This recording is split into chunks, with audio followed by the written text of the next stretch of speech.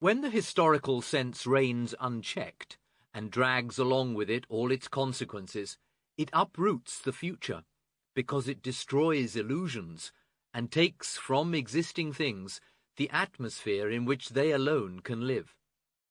Historical justice, even if it is practiced truly and with a purity of conviction, is therefore a fearful virtue, because it always undermines what is living and brings about its downfall.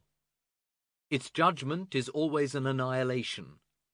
If behind the historical drive no constructive urge is at work, if things are not destroyed and cleared away, so that a future, something already alive in hope, builds its dwelling on the liberated ground, if justice alone rules, then the creative instinct is enfeebled and disheartened.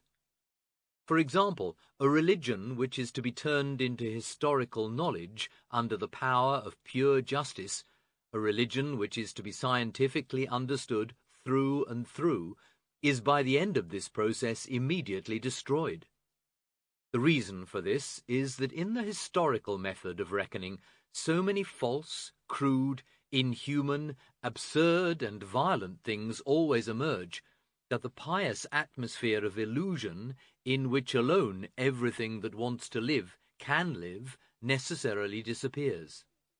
But only in love, only in a love overshadowed by illusion, does a person create. That is, only in the unconditional belief in what is perfect and right. Anything which compels a person no longer to love unconditionally cuts away the roots of his power. He must wither up, that is, become dishonest. In effects like this, history is opposed by art. And only when history undertakes to be turned into an artwork, and thus to become a purely artistic picture, can it perhaps maintain the instincts or even arouse them.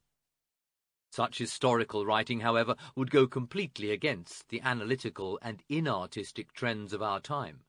Indeed, they would consider it counterfeit. But history which only destroys, without an inner drive to build guiding it, in the long run makes its implements blasé and unnatural. For such people destroy illusions, and whoever destroys illusions in himself and others is punished by the sternest tyrant, nature.